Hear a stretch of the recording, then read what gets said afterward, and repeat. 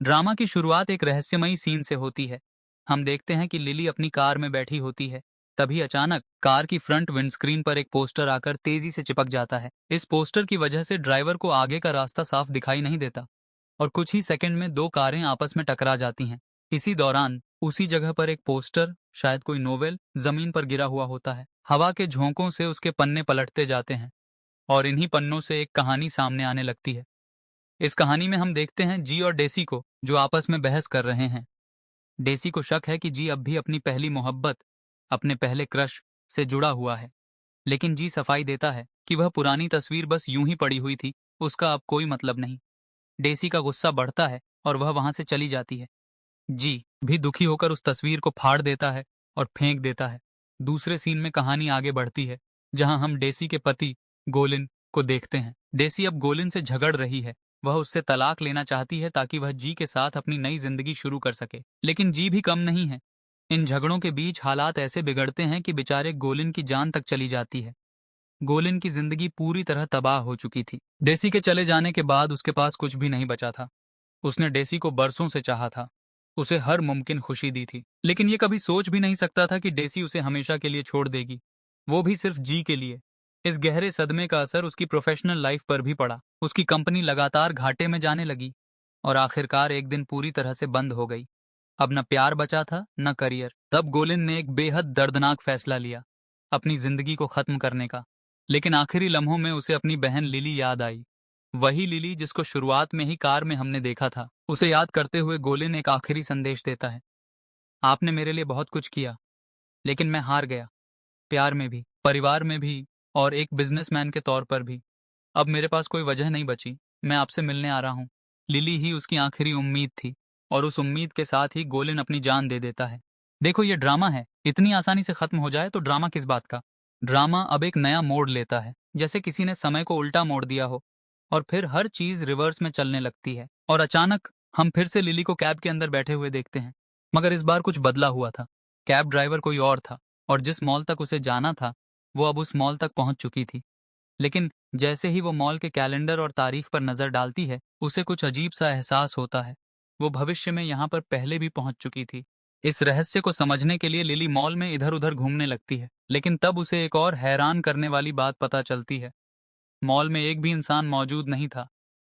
लेकिन सवाल ये उठता है, मॉल में कोई और क्यों नहीं है? लिली इधर उधर देखती है और तभी उसकी नज़र कुछ सिक्योरिटी गार्ड्स पर पड़ती है। वे सब मॉल से लोगों को बाहर निकाल रहे थे और वहीं पास में कुछ स्टाफ आपस में बात कर रही होती हैं। बातचीत से लिली को पता चलता है कि मिस्टर गोलिन ने पूरे मॉल को प्राइवेट करवा दिया है, सिर्फ इसलिए कि वे अपनी गर्लफ्रेंड के साथ शॉपिंग कर सकें। एक स्टाफ मेंबर तो यहाँ तक कहती है, काश मैं भी इतनी लकी गर्लफ्रेंड होती। तभी लिली को एहसास होता है कि मॉल खाली करवाने के पीछे उसके छोटे भाई गोलीन का ही हाथ है। अब सिक्योरिटी उसे भी बाहर निकालना चाहता है, लेकिन लिली उन्हें रोकती है और कहती है, मैं अपने भाई से मिलना चाहती हूँ। मैनेजर को उस पर यकीन नहीं होता। वो तुरंत गोलीन की असिस्टेंट को कॉल करता है और असिस्टेंट वो कॉल गोलीन को ट्रांसफर कर देती है। गोलीन कॉल पर साफ शब्दों में कहता है, जो भी लड़की है उसे बाहर निकाल दो, वो मेरी बहन नहीं हो सकती। लेकिन कहानी यहीं पर ट्विस्ट लेती है। जैसे ही लिली गोलिन के पुराने कैबिन में पहुंचती है, गोलीन उसे देखकर चौंक जाता है। वह हैरान था क्योंकि उसकी बहन लिली की मौत तो कई साल पहले हो चुकी थी। और तभी लिली गुस्से में उसका कान खींचना शुरू कर देती है। इसी हरकत से लीन को अपने बचपन की बहन याद आ जाती है। उसका वही अंदाज, वही बिहेवियर। वहीं पास खड़ा मैनेजर ये सब देखकर हैरान रह जाता है। वो सोच में पड़ जाता है, पहली बार किसी लड़की को देखा जो इतनी हिम्मत से सर के साथ ऐसा बिहेव कर रही है। गोलीन मैनेजर और पीए से बाहर जाने के लिए कहता है। उसके बाद पीए मैनेजर को साथ लेकर बाहर चली जाती है। गोलिन वहीं खड़ा रह जाता है, चुपचाप, लिली को एकटक देखता हुआ। लिली मुस्कुराते हुए कहती है, 11 साल हो गए, 11 साल बाद मिल रही हूँ और लगता है तुम्हारे मैनर्स भी बदल चुके हैं। भूल गए कि आते ही मेहमान को पानी देना चाहिए। गोलिन झेंपते हुए चुपचाप पानी लाकर उसे थमा देता है और कहता है, तो क्या तुम वाकई मेरी बहन हो? लिली बिना देर किए उसे एक बार फिर सिर पर मारती है और बोलती है, शक है तो जाकर प्रॉपर्टी पेपर्स में मेरा नाम देख लो। तब जाकर गोलीन को यकीन होता है कि सामने खड़ी लड़की उसकी सगी बहन ही है और वो खुशी से झूम उठता है। लिली मुस्कुराकर कहती है, अब जाओ और सबको कह दो कि मॉल फिर से चालू कर दो। मॉल खाली कराने की कोई जरूरत नहीं। अपनी बहन का आदेश मानते हुए गोलीन बाहर जाता है। वहीं बाहर मैनेजर और सिक्योरिटी वाले कान लगाए उनकी बातें सुनने की कोशिश कर रहे थे। उन्हें अपनी आंखों पर यकीन नहीं हो रहा था। बाहर आकर गोलीन सबको निर्देश देता है, मॉल को फिर से खोल दो ताकि लोग आकर शॉपिंग कर सकें। अब हम देखते हैं एक भाई जो अपनी बहन के आगे विनम्र हो गया है। उसी बीच गोलीन अपनी बहन से पूछता है, क्या तुम सच में 11 साल आगे टाइम ट्रैवल कर चुकी हो? लिली चिढ़कर कहती है, हाँ, और तुम्हें क्या लगता है मैं यहाँ बैठकर मजाक कर रही हूँ, और जो तुम देख रहे हो वो मेरा भूत है। गोलीन घबराकर बोलता है, नहीं नहीं, अगर मेरी बहन कह रही है तो जरूर सच होगा। लिली पूछती है, ठीक से देखो मैंने कौन सा कपड़ा पहना है। गोलीन ध्यान से देखता है, लिली ने वही कपड़ा पहना था जो उस दिन उसने अपनी मौत के वक्त पहन रखा था। अब सारी सच्चाई सामने आने लगती है। असल में लिली उसी दिन मारी गई थी, लेकिन यूनिवर्स ने पास्ट की लिली को एक मौका दिया, फ्यूचर में जाकर अपनी गलती को सुधारने का। गोलिन को याद आता है उस दिन लिली कितनी खूबसूरत लग रही थी। वो जी के साथ डेट पर जा रही थी। जी ही उसका पहला प्यार था, लेकिन डेसी को पाने के लिए जी ने लिली को धोखा दिया, उसे हमेशा के लिए छोड़ दिया। अब हम फिर से वर्तमान में लौटते हैं। लिली गोलीन के फोन को नोटिस करती है और देखती है कॉल डेसी की है। वो तंज कसती है, देखा, फिर से टाइम आ गया है तुम्हारा एक वफादार डॉग बनने का। गोलीन तुरंत सफाई देता है, नहीं नहीं, मैं अब वैसा बिल्कुल भी नहीं हूँ। लिली कहती है, ठीक है, कॉल उठाओ, सब कुछ अपने आप सामने आ जाएगा। गोलीन कॉल रिसीव करता है। डेसी फोन पर कहती है, मैं मॉल पहुंच गई हूँ, लेकिन तुमने अभी तक मॉल को पूरी तरह से खाली क्यों नहीं करवाया? जल्दी करवाओ, मैं कुछ देर इंतजार कर लेती हूँ। गोलीन जवाब देता है, माफ करना, मुझे अभी एक जरूरी काम आ गया है। मॉल अभी बंद नहीं किया जा सकता, हम किसी और दिन शॉपिंग कर लेंगे। और इतना कहकर कॉल काट देता है। लिली अपने भाई पे गर्व महसूस करती है, क्योंकि वही गोलीन जो कभी डेसी के हर कहने पर चलता था, अब अपनी सोच पर खड़ा हो चुका है। वो मुस्कुराते हुए वहां से जाने लगती है और कहती है, लगता है मेरा छोटा भाई अब मैच्योर हो गया है। वहीं गोलीन मन ही मन सोचता है, डेसी इतनी फेमस है, खूबसूरत है, मेरी बहन जरूर हमारे रिश्ते को मंजूरी देगी। लेकिन बेचारा ये नहीं जानता था कि डेसी सिर्फ उसका इस्तेमाल कर रही है, और उसका आने वाला वक्त बहुत मुश्किल होने वाला है। जैसा कि हमने पहले देखा था, बेचारे को सुसाइड करनी पड़ी थी। इस बीच डेसी अभी भी मॉल में उसका इंतजार कर रही थी। डेसी को लग रहा था कि अगर वह गोलीन को एक बार और टेक्स्ट करेगी तो वो फिर से उसी वफादार डॉग की तरह दौड़ा चला आएगा। इसलिए उसने गोलीन को एक लंबा चौड़ा टेक्स्ट मैसेज भेज दिया। लेकिन इस बार गोलीन का जवाब अलग था। उसने सिर्फ इतना लिखा, माफ करना, मैं सच में बिजी हूँ, आज तुम्हारे साथ शॉपिंग नहीं कर सकता, हम किसी और दिन चलेंगे। ये पढ़कर डेसी बुरी तरह चिढ़ जाती है। गुस्से में कहती है, आज इस लड़के को हो क्या गया है, लगता है मुझे फिर से अपनी दवाई के डोज देने पड़ेंगे। फिर सीन शिफ्ट होता है। उधर हम देखते हैं गोलीन और लिली को, जो भाई बहन की तरह एक प्यारी डेट पर निकले होते हैं। वे लिली के फेवरेट रेस्टोरेंट जाते हैं जहां उसे उसका पसंदीदा चिकन सूप मिलता है। फिर दोनों साथ मिलकर ढेर सारी शॉपिंग करते हैं। एक बहन का सपना होता है कि वो अपने भाई के पैसों से शॉपिंग करे, और लिली भी कुछ ऐसा ही कर रही थी, बेहद खुशी खुशी। वो हर चीज पसंद कर रही थी और उसका क्यूट भाई गोलीन बिना कुछ कहे सब कुछ की पेमेंट करता जा रहा था। इतने में हम देखते हैं पापाराजी को, जो उनकी एक फोटो क्लिक करके ऑनलाइन पोस्ट कर देते हैं, ये कहते हुए कि मिस्टर गोलीन की न्यू लवर की फोटो लीक हो गई शॉपिंग करते हुए। ये तस्वीर न्यूज में पहुंच जाती है और डेसी भी इसे देख लेती है। वो गुस्से में उबल पड़ती है, ओह, तो इसलिए मुझसे मिलने नहीं आया था ताकि किसी और लड़की के साथ शॉपिंग कर सके। डेसी अब जानना चाहती है कि वो लड़की है कौन, और वो गुस्से से भरकर कार में जाकर बैठ जाती है। उसी समय हम एक नए कैरेक्टर की एंट्री को देखते हैं। उसका नाम है मैनो। मिनो का असिस्टेंट उसे बताता है कि न्यूज में जो लड़की मिस्टर गोलीन के साथ दिखी है वो शायद उनकी नई गर्लफ्रेंड है। मैनो जैसे ही लिली को देखता है उसकी आंखें भर आती हैं, और हमें एक फ्लैशबैक का सीन दिखाया जाता है। और तब पता चलता है कि मिनो और लिली दोनों एक ही स्कूल में पढ़ते थे। अब सवाल यह है, क्या लिली मैनो को पहचानती थी? शायद नहीं, लेकिन मैनो लिली को बहुत अच्छी तरह जानता था, क्योंकि वो उसका पहला प्यार थी। उसने बहुत हिम्मत करके लिली के लिए एक लेटर भी लिखा था जिसमें वह अपनी फीलिंग्स जाहिर करना चाहता था। जैसे ही उसने लिली को टेरेस पर देखा, वह उसके पास जाने ही वाला था, लेकिन तभी सामने से जी आ गया और लिली को अपनी गर्लफ्रेंड कहकर बुलाने लगा। यही वो पल था जब मैनो को समझ आ गया कि लिली पहले से ही किसी और की है, और वह अपनी मौजूदगी से उसकी खुशियों में दखल नहीं डालना चाहता। इसलिए उसने चुपचाप हार मान ली। लेकिन कुछ महीनों बाद उसे एक भयानक खबर मिलती है। लिली की कार एक्सीडेंट में अचानक मौत हो गई। उस पल से लेकर आज तक वह इस बात का पछतावा करता रहा, काश उस दिन अपनी फीलिंग्स लिली से कह दी होती। अब हम फिर से फ्लैशबैक से वर्तमान में लौटते हैं। मैनो अभी भी उन बीते लम्हों को याद कर रहा था। इसी बीच गोलीन और लिली अपने घर पहुंच जाते हैं, और लिली घर के बाहर खड़ी होकर पूछती है, क्या ये हमारा विला है? लेकिन ये हमारा विला तो नहीं लगता। तब गोलीन बताता है, तुम्हारे इस संसार से जाने के बाद कभी उन्होंने कंपनी अपने नाम कर ली थी, और हड़प भी ली थी। लेकिन फिर एक दिन उन्होंने फैसला लिया कि अब गोलीन को कंपनी वापस सौंप देनी चाहिए। जब कंपनी गोलीन के नाम हुई, तब जाकर असली सच्चाई सामने आई। तब गोलीन को पता चला कि कंपनी तो करोड़ों के कर्ज में डूबी हुई है और इस कर्ज को चुकाने के लिए उसे अपना पुराना घर तक बेचना पड़ा। उसके बाद ही उसने ये नया घर लिया था। अब वह अपनी बहन से माफी मांगने लगता है इस व्यवहार के लिए कि वो इस लायक भी नहीं बन पाया कि उनका पहला घर बचा पाता।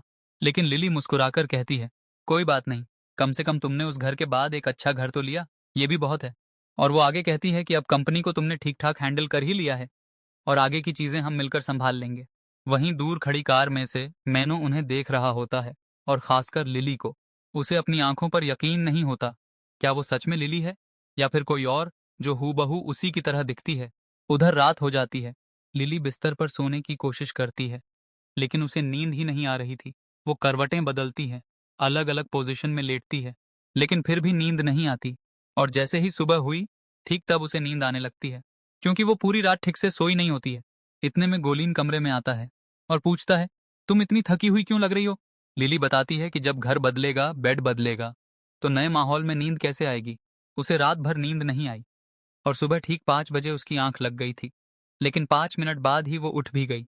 अब वो गोलीन से कहती है कि वह उस पुराने घर के ओनर से संपर्क करे, ताकि अगर वह फिर से वह घर बेचना चाहें तो हम उसे वापस खरीद सकें। गोलीन इस पर सहमति देता है। तभी गोलीन के मोबाइल पर बार बार डेसी के मैसेज आने लगते हैं। लिली उसकी मुस्कुराहट देखकर समझ जाती है कि उसे कौन टेक्स्ट कर रही है। वह पूछती है, लगता है तुम डेसी को कुछ ज्यादा ही पसंद करने लगे हो। गोलीन डेसी की तारीफ करता है, बिल्कुल एक सच्चे आशिक की तरह। लिली मन ही मन सोचती है, मेरा भाई कितना ओल्ड फैशन्ड है। इसे क्या लगता है कि मैं उस लड़की को इतनी आसानी से स्वीकार कर लूंगी। फिर लिली गोलीन को एक न्यूज दिखाती है जिसमें डेसी और जी की खबर छपी होती है। गोलीन तुरंत बोलता है, दीदी, इनकी बातों पर विश्वास मत करो, ये सब बस अफवाहें हैं, हमें सिर्फ सच्चाई पर ध्यान देना चाहिए। लिली सोचती है, ठीक है, समय आने पर सब कुछ खुद ब खुद पता चल ही जाएगा। अब सुबह हो चुकी है। गोलीन कहीं जाने की तैयारी कर रहा होता है। लिली उससे पूछती है, सुबह सुबह तुम कहाँ जा रहे हो। तुम इस वक्त ऑफिस तो जाते नहीं हो। और मन ही मन वह सोचने लगती है, क्या ये लड़का चुपके से डेसी से मिलने जा रहा है। गोलीन कहता है, आज मेरी एक जरूरी ग्रुप मीटिंग है, इसलिए सुबह जल्दी निकल रहा हूँ ताकि समय से पहुंच सकूं और सारी तैयारी कर सकूं। लिली उसे जाने की अनुमति दे देती है, लेकिन अंदर ही अंदर उसकी उत्सुकता और भी बढ़ जाती है कि आखिर मेरा भाई इतनी सुबह सुबह किस मीटिंग में जा रहा है। अब लिली सोच रही थी, इस शानदार ग्रुप मीटिंग को तो मुझे भी देखना ही चाहिए। आखिर किस ग्रुप के साथ ये मीटिंग हो रही है। वहीं दूसरी ओर गोलीन बोर्ड ऑफ डायरेक्टर्स की मीटिंग में पहुंचने ही वाला था। वह कुछ मिनट की देरी से आता है। उसके आते ही मीटिंग की शुरुआत हो जाती है। लिली गोलीन की इस परिपक्वता को देखकर बहुत खुश हो जाती है, लेकिन मीटिंग में कुछ लोग ऐसे भी थे जो उसके व्यवहार को लेकर बातें कर रहे थे।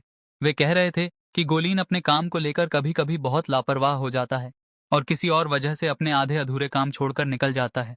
इस वजह से स्टेक होल्डर्स और डायरेक्टर्स भी नाराज थे।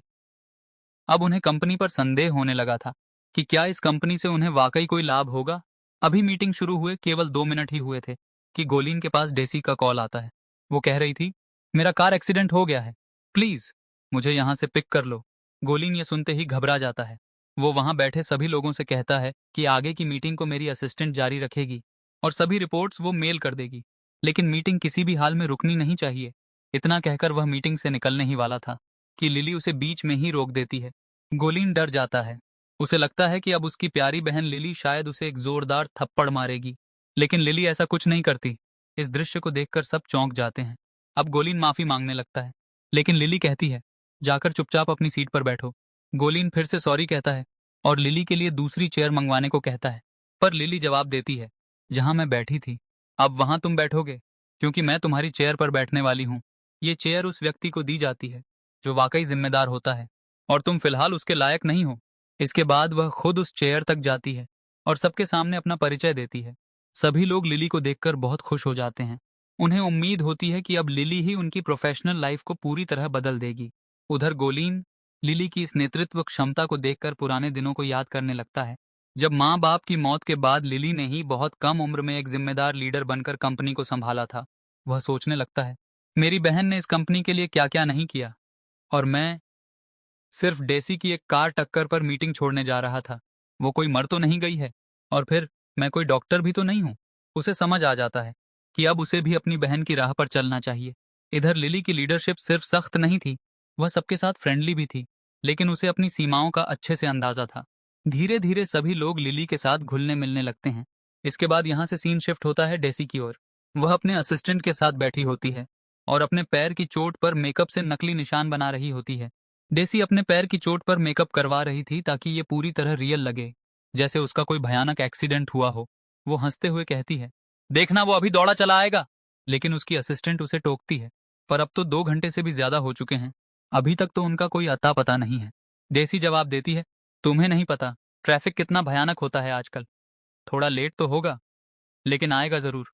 दूसरी ओर गोलीन इस वक्त अब भी लिली के साथ ही था और उसके फोन पर लगातार टेक्स्ट मैसेज आ रहे थे, जिनकी नोटिफिकेशन टोन से ही दोनों समझ गए थे कि वो किसकी तरफ से होंगे। उधर डेसी इंतजार करते करते गुस्से से लाल हो गई थी। उसकी असिस्टेंट फिर कहती है, मैंने तो पहले ही कहा था वो अब नहीं आने वाला। डेसी भड़कते हुए कहती है, ऐसे कैसे नहीं आएगा? जरूर उस लड़की का कोई चक्कर है, वही लड़की जो उस दिन उसके साथ दिखी थी। तभी असिस्टेंट बताती है, लोग कह रहे हैं कि वो लड़की उसकी बहन जैसी दिखती है। डेसी चौंकती है, किस बहन की बात कर रही हो तुम? अब डेसी तय कर लेती है वो अब सीधे ऑफिस जाकर गोलीन से बात करगी, लेकिन जाने से पहले वह अपनी नकली चोट को फिर से टचअप करती है ताकि वह पूरी तरह से असली लगे। उधर गोलीन अब लिली से माफी मांग रहा था, कह रहा था कि जो गलती उसने की वह दोबारा नहीं दोहराएगा। लिली अब उसकी असिस्टेंट से एक गंभीर सवाल करती है, अगर मैं ये कंपनी तुम्हारे नाम कर दूं तो तुम क्या करोगी? असिस्टेंट पूरी आत्मविश्वास से जवाब देती है, मैं अपना 100% दूंगी इस कंपनी को, क्योंकि इस कंपनी ने भी मुझे बहुत कुछ दिया है। ये सुनकर लिली चुपचाप गोलीन की ओर देखने लगती है। गोलीन तुरंत बोल पड़ता है, मैं तो 100 नहीं, 500% दूंगा। बस प्लीज मुझे पोस्ट से मत निकालो, मैं वादा करता हूँ दोबारा ऐसा कुछ नहीं होगा। लिली कहती है, ध्यान रहे, फिलहाल तो मैं तुम्हें एक मौका दे रही हूँ, लेकिन अगली बार अगर ऐसा कुछ हुआ तो तुम्हें अच्छे से पता है कंपनी वही संभालता है जो वाकई उसे संभालने लायक हो। इसके बाद गोलीन और उसकी असिस्टेंट दूसरी मीटिंग के लिए निकल जाते हैं। दूसरी तरफ लिली शांत बैठकर चाय की चुस्की ले रही थी कि तभी वहां डेसी आ धमकती है। वो आते ही ताने मारने लगती है, ओह, तो तुम ही हो जो गोलीन को मुझसे मिलने का मौका नहीं दे रही हो। लिली ठंडे स्वर में कहती है, मेरा टाइम बर्बाद मत करो और यहाँ से निकल जाओ। डेसी तुनक कर जवाब देती है, क्यों, अगर मैं असली हूं तो तुम नकली हो। ऐसे में मिस्ट्रेस कहलाने की शर्मिंदगी तुम्हें ही झेलनी पड़ेगी। मैं तुम्हें आखिरी चेतावनी दे रही हूँ, उसकी जिंदगी से निकल जाओ, अपनी जिंदगी बर्बाद मत करो। लिली कहती है, लगता है तुम यहाँ मेरी जिंदगी खराब करने आई हो, लेकिन जरा ये तो बताओ तुम ये सब करोगी कैसे? इतना सुनते ही डेसी गुस्से में अपना पर्स उठाती है और लिली पर हमला करने की कोशिश करती है, लेकिन लिली पर उसका कोई असर नहीं होता। लिली मुस्कुराते हुए कहती है, छोड़ो, तुमसे ये सब कुछ नहीं होगा। फिर लिली एक सवाल करती है, जरा ये बताओ, क्या तुम वाकई गोलीन से प्यार करती हो? मुझे अच्छी तरह पता है तुम्हारा दिल तो किसी और के लिए धड़कता है, और वो तो जी है क्यों, सही कहा ना मैंने? इतना सुनते ही डेसी के होश उड़ जाते हैं। वो हैरान थी कि लिली को ये सब कैसे पता चला। अब वो लिली को धमकाने लगती है, तुम अभी के अभी हमारी जिंदगी से निकल जाओ। लिली शांत होकर पूछती है, तुम में इतना कॉन्फिडेंस आखिर आता कहाँ से है? तुम सोचती क्या हो अपने बारे में? डेसी जवाब देती है, मैं जल्द ही गोलीन की मिसेज बनने वाली हूँ, इसीलिए तुम्हें मेरे आदेशों का पालन करना होगा, और अगर खुद को गुलाम कहलाना पसंद नहीं तो फौरन चली जाओ। इस पर लिली बहुत तेज हंसती है, तुम और मिसेज कूप, तुम्हें क्या लगता है मैं किसी के इशारे पर यहाँ से निकल जाऊंगी? लिली कहती है, मेरे कहने पर तुम्हें कूप फैमिली के गार्डन से धक्के मारकर बाहर निकाल दिया जाएगा। ये सुनकर डेसी तमतमा जाती है और गुस्से में लिली को एक थप्पड़ मार देती है, लेकिन लिली भी शांत नहीं रहती। वो तुरंत पलटकर डेसी के ऊपर करारे थप्पड़ बरसा देती है, इतने जोरदार कि डेसी का सिर टेबल से टकरा जाता है। तभी गोलीन वहां पहुंच जाता है और डेसी रोते हुए उसके पास भागती है। गोलीन को देखकर लिली चौंक जाती है, लेकिन उसके रिएक्शन से पहले ही डेसी अपना ड्रामा शुरू कर देती है। वो रोते हुए कहती है, तुमने मेरी कॉल रिसीव नहीं की, मेरे मैसेज का जवाब नहीं दिया, इसलिए मैं तुम्हारी चिंता में यहाँ तक चली आई। लेकिन देखो, इस लड़की ने मुझे मारा है। गोलीन गुस्से में डेसी से पूछता है, तुम्हारी हिम्मत कैसे हुई लिली को थप्पड़ मारने की? और गुस्से में वो खुद भी डेसी को ही थप्पड़ जड़ देता है। अब डेसी हक्की बक्की रह जाती है। सब लोग लिली की तरफदारी कर रहे होते हैं। उसे समझ नहीं आता कि यहाँ उसके खिलाफ क्या हो रहा है। वो अपने नकली चोट के निशान दिखाने की कोशिश करती है, लेकिन तभी मैनेजर कह देता है, मैडम ये तो मेकअप है, शायद थोड़ा टचअप करना रह गया है। अब डेसी समझ जाती है कि उसका प्लान फेल हो गया है, इसलिए अब वह इमोशनल खेल खेलने की कोशिश करती है। मगर जब कुछ असर नहीं होता तो वह सबके सामने माफी मांगती है और वहां से चली जाती है। इसके बाद गोलीन अपने मैनेजर से कहता है, डेसी को कंपनी में जो भी अधिकार मिले थे या भविष्य में जो भी मदद मिलने वाली थी, सब रद्द कर दो। ये सुनकर मैनेजर राहत की सांस लेता है। अब गोलीन लिली से माफी मांगना चाहता है, लेकिन लिली उससे पहले ही उसके कान खींच लेती है। वो कहती है, होश में आओ। क्या तुम्हें लगता है वो लड़की तुम्हें प्यार करती है? वो तुम्हें तुम्हारे पैसों के लिए पसंद करती है। पहले खुद इस बात की सच्चाई का पता लगाओ। अगले दिन मैनो तैयार हो रहा था, क्योंकि आज उसका स्पेशल डे था। तभी उसका स्टाफ बताता है कि एक खास व्यक्ति मिलने आया है। वो व्यक्ति और कोई नहीं बल्कि लिली थी। उसके साथ गोलीन भी आया था। मैनो लिविंग रूम में आता है और गोलीन को देखकर कहता है, हेलो क्लासमेट, लेकिन मुझे तुम्हारी शक्ल याद नहीं आ रही। गोलीन जवाब देता है, मैं आपका क्लासमेट नहीं था। मेरी बहन लिली आपकी क्लासमेट थी। मैनो ऐसे व्यवहार करता है जैसे वह पहली बार लिली को देख रहा हो, लेकिन लिली उसे स्कूल टाइम से पहचानती थी। वे लोग उस विला को खरीदने की बात करने आए थे, वही घर जहां लिली और गोलीन का बचपन बीता था। गोलीन उसे एक शानदार काउंटर ऑफर देता है, इस घर से भी बेहतर विकल्प का। स्टाफ बहुत खुश हो जाता है, लेकिन मैनो फिर भी उस घर को बेचने से इनकार कर देता है। और तब हमें कुछ फ्लैशबैक का सीन दिखाया जाता है। फिर उस फ्लैशबैक से पता चलता है कि मैनो ने यह घर क्यों खरीदा था, क्योंकि यही एक चीज थी जो उसे लिली से जोड़ती थी। लिली अब मैनो से पूछती है, तुम जानना नहीं चाहते कि मैं मरने के बाद जिंदा कैसे हुई? वो बताती है, मैं भविष्य से आई हूँ, 11 साल आगे से। स्टाफ को लगता है कि लिली हमारे बॉस का ब्रेन वॉश कर रही है, लेकिन वो जानता था कि उनके बॉस इतनी आसानी से इनकी बातों में आने वाले नहीं हैं। फिर भी मैनो लिली की बातों पर यकीन नहीं करता और घर बेचने से मना कर देता है। लिली कहती है, ठीक है, अब से मैं इसी घर में रहूंगी। मैनो तंज कसते हुए कहता है, जो करना है करो, लेकिन बाद में तुम खुद ही असहज होकर यहाँ से भाग जाओगी। लिली मुस्कुराकर कहती है, अनकंफर्टेबल कौन होगा, ये मैं खुद देख लूंगी। इसके बाद लिली उस घर में घूमने लगती है। उधर गोलीन मैनो से कह रहा होता है, मैं अपनी बहन को आपके पास छोड़ रहा हूँ, लेकिन आपको एक बात बताना चाहता हूँ। वो जो भविष्य की बात कर रही है वो सच है। मैनो मन ही मन सोच रहा होता है कि शायद ये बात सही है, क्योंकि लिली आज भी बिल्कुल वैसी ही लगती है जैसी वह 11 साल पहले थी। वो उसकी हर एक बात, हर हाव भाव को पहचानता है। उसे याद था कि लिली कैसी थी। अब गोलीन मैनो से एक और जरूरी बात करता है, जिस दिन मेरी बहन की डेथ हुई थी उस दिन वो जी से मिलने जा रही थी। वो दोनों एक दूसरे से प्यार करते थे, लेकिन फिलहाल मैं नहीं चाहता कि वो दोनों फिर से साथ आएं। मेरी बहन बहुत सेंसिटिव है, उसका दिल मत तोड़ना। इतना कहकर गोलीन वहां से चला जाता है। रात हो जाती है। लिली अपने कमरे में सो रही थी और तभी धीरे धीरे मैनो उसके कमरे में आता है। वो चुपचाप उसके पास बैठकर उसे देखने लगता है। लिली अब भी वैसी ही लग रही थी जैसी सालों पहले थी। मन ही मन मैनो सोच रहा था, जिस लिली का मैंने सालों तक इंतजार किया, आज वो मेरे सामने है। वो धीरे से उसके चेहरे के करीब आता है और फिर अगली सुबह हो जाती है।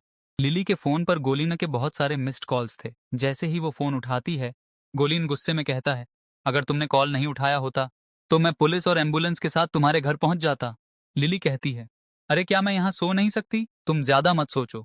गोलीन कहता है, असल में मुझे मिस्टर मैनो पर पूरा भरोसा नहीं हो रहा था। लिली कहती है, छोड़ो इन बातों को, तुमने पता लगाया कि उसकी कोई गर्लफ्रेंड है या नहीं?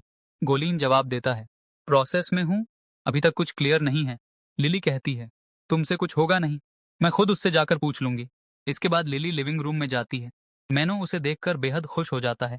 लिली उसके पास बैठती है और कहती है, सुनो, तुम्हें लड़कियां पसंद हैं या लड़के? मैनो थोड़ा चौंक कर पूछता है, क्या? लिली मुस्कुराते हुए कहती है, मतलब तुम्हारी कोई गर्लफ्रेंड है क्या? अगर है तो बता दो, वरना वो मुझे देखकर शक कर सकती है। मैनो कहता है, फिक्र मत करो, मेरी कोई गर्लफ्रेंड नहीं है। लिली फिर पूछती है, सच में? इतनी उम्र हो गई और गर्लफ्रेंड नहीं? या फिर क्या तुम्हें लड़के पसंद हैं? मैनो मुस्कुराकर कहता है, बहुत जल्द तुम्हें पता चल जाएगा मुझे किसमें इंटरेस्ट है। लिली कहती है, ठीक है, अब मेरा भाई मुझे लेने आ रहा होगा, चलती हूँ। मैनो उसे जाता हुआ देखता है और मन ही मन मुस्कुराने लगता है। जैसे ही लिली बाहर जाती है, मैनो उसके बेडरूम में चला जाता है और उसके तकिए और कंबल को पकड़कर उसकी खुशबू को महसूस करने लगता है। उधर लिली और गोलीन एक जगह पहुंचते हैं जहां पर जी का एक बड़ा पोस्टर लगा होता है। उसे देखकर लिली सोचने लगती है, मैंने अतीत में जी को कितना सपोर्ट किया था, लेकिन अगर मुझे पता होता कि वो ऐसा निकलेगा तो मैं कभी उसका साथ नहीं देती। गोलीन भी वहां आता है और नोटिस करता है कि लिली पोस्टर को कितनी गहराई से देख रही है। उसे लगता है कि शायद लिली अब भी जी को मिस करती है, लेकिन वो ऐसा बिल्कुल नहीं चाहता। इसलिए वह तुरंत उसका ध्यान भटकाने के लिए उसे ब्रेकफास्ट पर ले जाने की बात करता है। लिली मान जाती है। ब्रेकफास्ट के दौरान गोलीन लिली से पूछता है, क्या तुमने पता लगाया कि मैनो को लड़कियां पसंद हैं या लड़के? लिली कहती है, मुझे लगता है कि उसे लड़कियां ही पसंद हैं, लेकिन कोई गर्लफ्रेंड नहीं है, इसलिए मुझे थोड़ा शक तो है। गोलीन कहता है, जहां तक मैंने सुना है, मिस्टर मैनो के आसपास कभी कोई लड़की दिखती ही नहीं है, तो लगता है कुछ तो मामला है। लिली कहती है, देखो अगर कुछ होगा भी तो एक दिन सब सामने आ ही जाएगा। अब गोलीन उसका ध्यान भटकाते हुए पूछता है, तुम्हें मिस्टर मैनो कैसे लगते हैं? लिली कहती है, वो एक मर्द है। क्यों? तुम्हें लड़की लगते हैं क्या? गोलीन कहता है, नहीं नहीं, मेरा मतलब था एज अ मैन। क्या तुम उसके साथ कोई रिलेशनशिप इमेजिन कर सकती हो? लिली सोच में पड़ जाती है, फिर कहती है, नहीं, मैं बहुत बिजी हूँ और इन सब में दिमाग लगाने का फिलहाल मूड नहीं है। अब लिली बताती है कि वह अपनी पढ़ाई पूरी करना चाहती है। उसकी मौत उस उम्र में हुई थी जब वह ग्रेजुएशन कर रही थी, और अब जब वह फ्यूचर से आ गई है तो उसके पास कोई डिग्री नहीं है। वो चाहती है कि अपनी पढ़ाई पूरी करके उस अधूरे हिस्से को पूरा करे। गोलीन कहता है, डिग्री की क्या जरूरत है? तुम्हें तो बिजनेस की इतनी नॉलेज है, पढ़ाई से क्या होगा? लिली कहती है, मैं वह सब करना चाहती हूँ जो मिड एज की लिली ने शायद पूरी कर ली होती, ताकि मैं अपनी जिंदगी को पूरी तरह जी सकूं। गोलीन कहता है, ठीक है, तुम जो भी करोगी मैं तुम्हें सपोर्ट करूंगा। अब हम पापा राजी को देखते हैं, जो कि उनकी फिर से फोटो खींचकर ऑनलाइन पोस्ट कर देता है, जैसे उसने पहली बार की थी। उन फोटोज को देखकर लोग फिर से बातें बनाना शुरू कर देते हैं। उधर मैनो का असिस्टेंट उसे ये तस्वीरें दिखाता है। मैनो तुरंत कहता है, उस पापाराजी को वार्न करो कि लिली और गोलीन की कोई भी तस्वीर वायरल नहीं होनी चाहिए। सर्च पेज से भी हटवा दो। ये वही तस्वीरें थीं जिनमें जी का चेहरा पोस्टर पर दिख रहा था। मैनो थोड़ा चिंतित हो जाता है, कहीं ऐसा ना हो कि लिली उसे देखकर अपनी सारी पुरानी यादें याद कर ले। दूसरी ओर डेसी कार में बैठी जी का इंतजार कर रही थी। जब जी आता है तो डेसी उसे होटल चलने को कहती है, लेकिन जी कहता है, होटल क्यों, हमारे पास तो कार है ही। और फिर कार में ही उनका रोमांस शुरू हो जाता है। इसके बाद जी अपने फोन की तरफ देखता है और उसके बाद वो डेसी को पूरी तरह इग्नोर करने लगता है, क्योंकि जी ने लिली की तस्वीर को देख लिया था। उसे यकीन नहीं हो रहा था कि वो लिली ही है। वो स्मोकिंग करने लगता है, जो कि डेसी को बिल्कुल पसंद नहीं था, लेकिन वो सिगरेट नहीं छोड़ता। डेसी को छोड़कर कार से बाहर निकल जाता है। फिर वह अपनी इन्वेस्टिगेटर को कॉल करता है, इस लड़की यानी लिली के बारे में सब कुछ पता लगाओ। उसका बैकग्राउंड क्या है, हिस्ट्री क्या है। इन्वेस्टिगेटर एक्स्ट्रा पेमेंट की डिमांड करती है और जी मान जाता है, जो भी लगे, मुझे सब कुछ जानना है। अब अगले दिन की शुरुआत होती है और हमें दिखाया जाता है कि लिली नोटिस करती है कि मैनो खुद खाना बना रहा है। वो उसके बैक और मूवमेंट्स को देखकर एकदम मंत्रमुग्ध हो जाती है और बस उसे ही देखती रह जाती है। इसी दौरान मैनो भी लिली को नोटिस करता है। लिली हैरानी से पूछती है, आज अचानक तुम ब्रेकफास्ट क्यों बना रहे हो? मैनो हल्के से मुस्कुराकर जवाब देता है, ऐसे ही, कभी कभी मुझे खाना बनाने का शौक होता है। हालांकि स्टाफ मन ही मन सोच रहा था कि हम जानते हैं सर सुबह 4 बजे से एक परफेक्ट डिश बनाने की कोशिश कर रहे हैं, लेकिन शायद इनसे परफेक्ट डिश कभी नहीं बन पाएगी। मैनो लिली को डाइनिंग टेबल पर बैठने के लिए कहता है और उसके लिए खुद चिकन सूप नूडल्स बनाकर लाता है।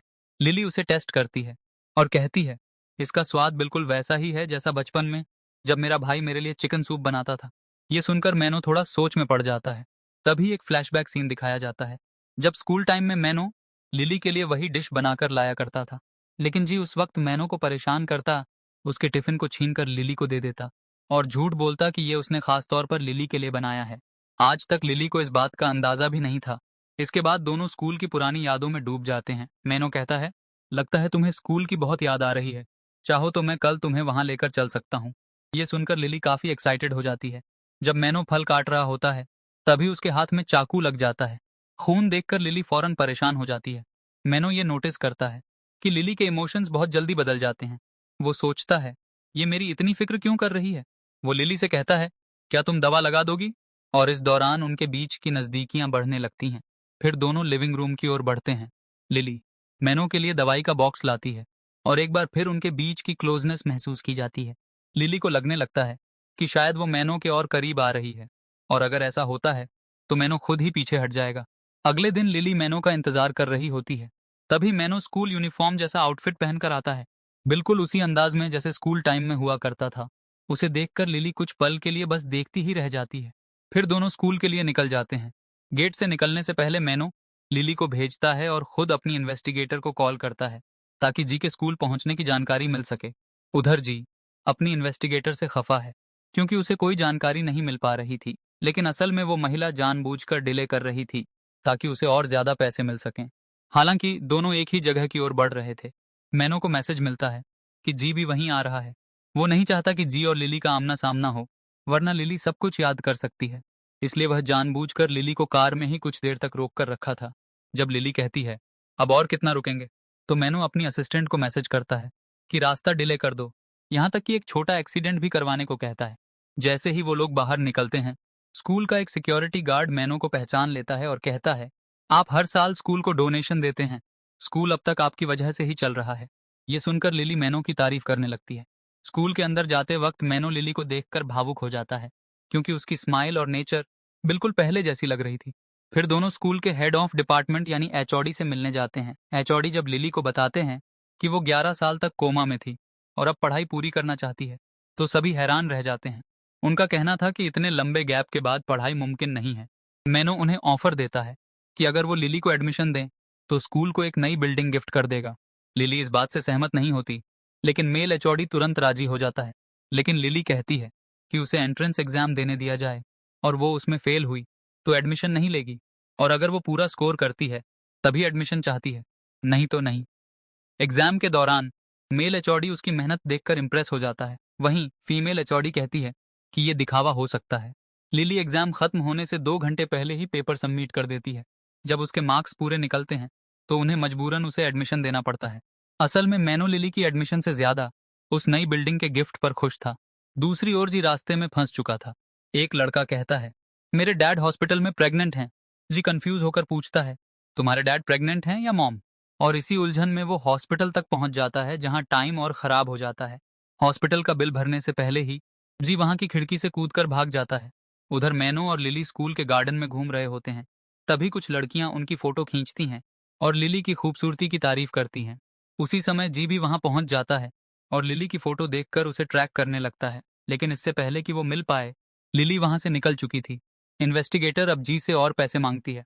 जी भड़क जाता है, लेकिन मजबूरी में उसे पैसे देने ही पड़ते हैं। मैनो लिली के लिए लंच बनाता है। लिली कहती है, मुझे नहीं पता था तुम इतने टैलेंटेड हो।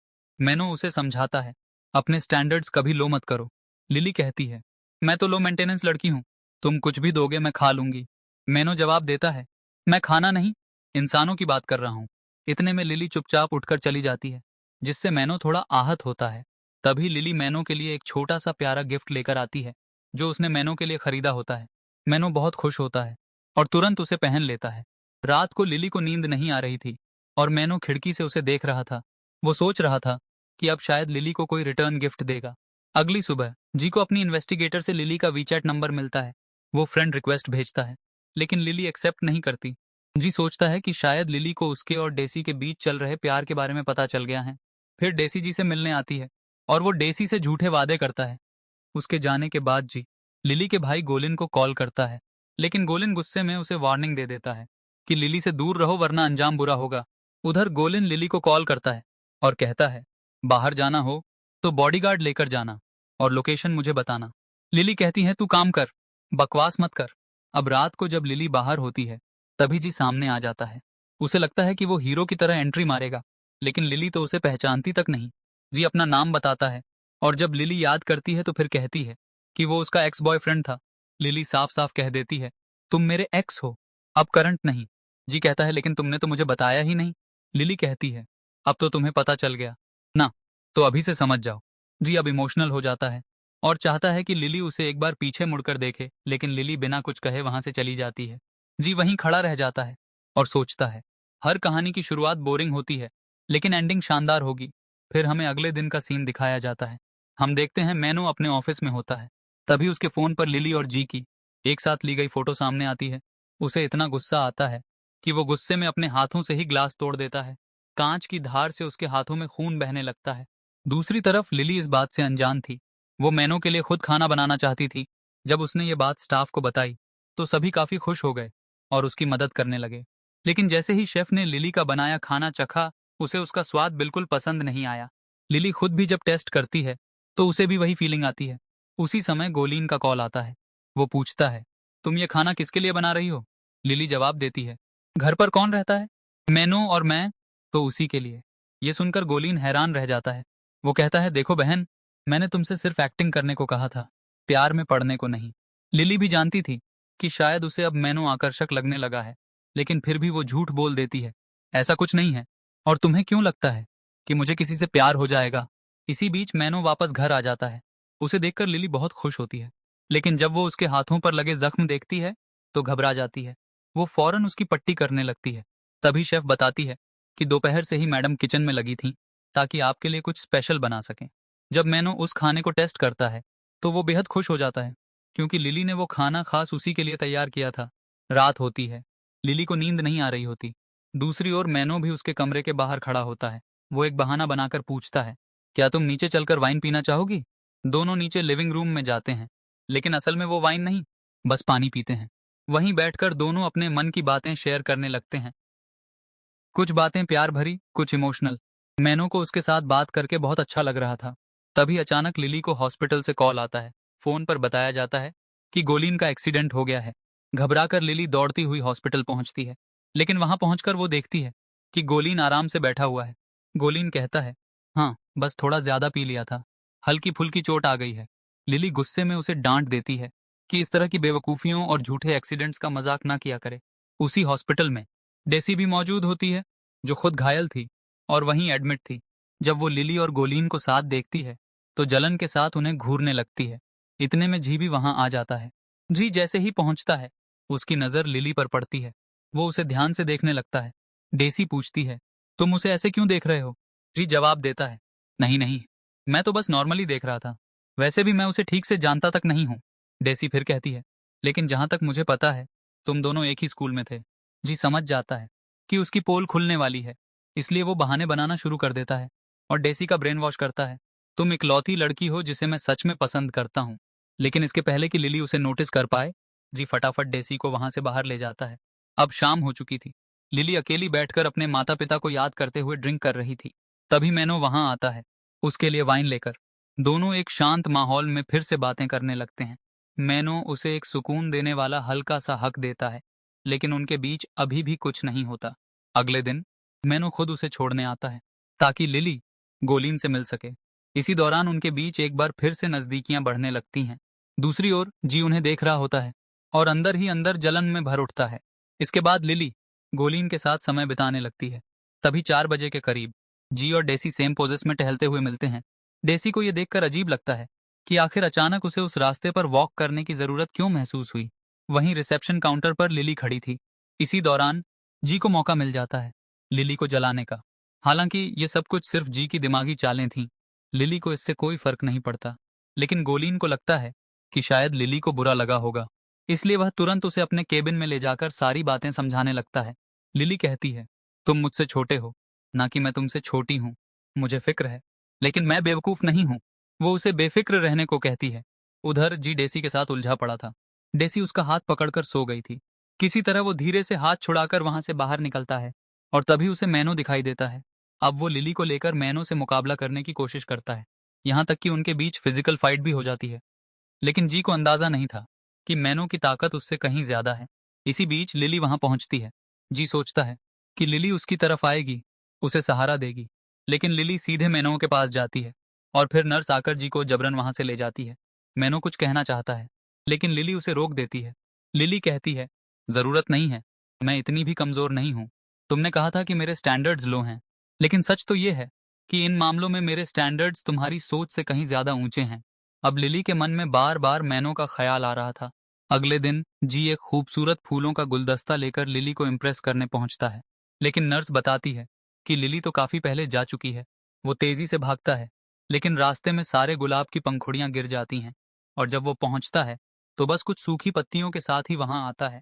लिली उसे साफ कह देती है कि उनके बीच कभी कुछ नहीं हो सकता, लेकिन जी अभी भी अपने ही इमेजिनेशन में फिल्में बना रहा था जिसमें लिली उसकी हीरोइन थी। तभी वहां मैनो पहुंचता है एक प्यारे से गिफ्ट के साथ। वो एक स्पेशल नेकलेस लेकर आता है जो लिली के लिए बहुत मायने रखता है। लिली भी उसे वह नेकलेस पहनाने के लिए कहती है और थैंक यू बोलती है। इसके बाद लिली गोलीन के साथ एक दिन बिताने निकल जाती है, एक भाई बहन की तरह। दोनों बहुत मजे करते हैं, लेकिन जब वो घर लौट रही होती है तब तेज बारिश शुरू हो जाती है। इसी बारिश में एक बार फिर जी की फिल्म शुरू हो जाती है। वो घुटनों पर बैठकर लिली से अपने प्यार का इजहार करता है। लिली कहती है, तुमसे एक्टिंग तो होती नहीं है, एक काम करो, मूवी लिखना शुरू कर दो, शायद तुम्हारी स्क्रिप्ट थोड़ी चल जाए। वो उसकी पूरी तरह से बेइज्जती कर देती है और कहती है कि उसका पहले से बॉयफ्रेंड है और वही उसका फ्यूचर है।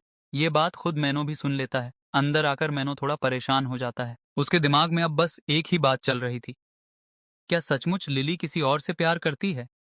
वो उस बात से बहुत परेशान होता है।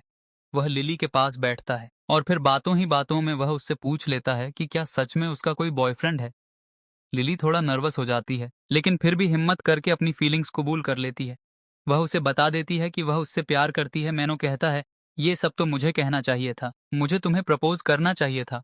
वो उसे बताता है कि स्कूल टाइम से ही वह उसे पसंद करता रहा है, तब से जब वो जी के साथ थी, लेकिन उसे कभी हिम्मत नहीं हुई अपने दिल की बात कहने की, क्योंकि लोग उसे हमेशा एक आउटसाइडर की तरह देखते थे। उसे कभी नहीं लगा कि वो लिली के लिए परफेक्ट बन पाएगा। उसके बाद हमें जी को दिखाया जाता है, वो अपने जीवन से निराश होकर बैठा होता है।